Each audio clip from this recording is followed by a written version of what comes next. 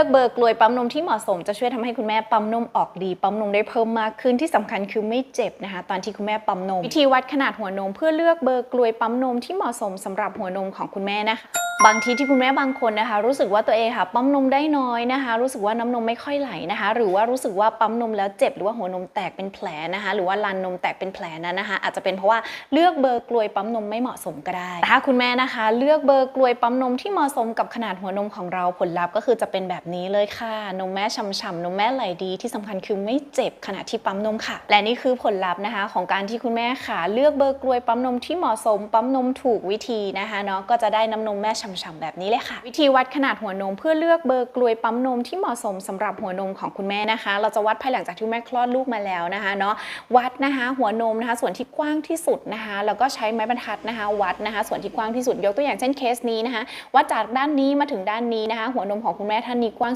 15มิลให้เราเอา15มิลนะคะที่เราวัดได้เมื่อสักครู่นะคะเนาะบวกกับ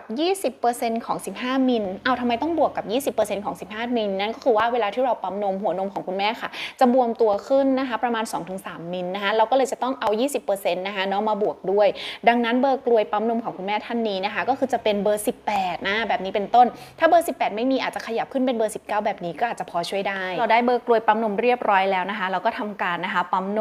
มอย่างถูกวิธีนะคะ 1-2 นาทีนะคะเปิดเป็นโหมดกระตุ้นพอน้ำนมฉีดออกมาแล้วปรับเป็นโหมดดูดน้ำนมนะคะปั๊มนมใช้เวลาในการปั๊มนมประมาณ 15-20 นาทีค่ะจากที่ปั๊มนมเสร็จแล้วอยากให้นมแม่ข้นๆนะคะสามารถที่จะบีบนมด้วยมือตามต่อนะคะก็จะได้น้ำนมแม่ข้นขึ้นมาอีกนะคะแค่เราอะค่ะเลือกเบอร์กลวยปั๊มนมที่เหมาะสมปั๊มนมถูกวิธีนะคะนมแม่ของคุณแม่ก็จะฉ่ำๆแบบนี้เลยมีปัญหาเรื่องน้ำนมแม่นะคะไม่ว่าจะเป็นน้ำนมน้อยเพิ่มน้ำนมกู้น้ำนมตันใดเอ่ยนะคะปรึกษาแม่โบได้นะคะที่คลินิกนะคะของแม่โบเองอยู่ที่ซอยบงกฎ10นะคะคลอง2คลองหลวงจังหวัดปทุมธานีเปิดทุกวัน9โมงจนถึง6โมงเย็นนะสอบถามหรือว่าจองคิวได้เลยที่เบอร์โทรด้านบนนี้ติดขัดเรื่องนมแม่นะคะอย่าเก็บทิ้งไว้นะคะปรึกษาผู้เชี่ยวชาญปรึกษานะคะกับแม่โบได้เลยที่คลินิกแม่โบแล้วพบกันค่ะ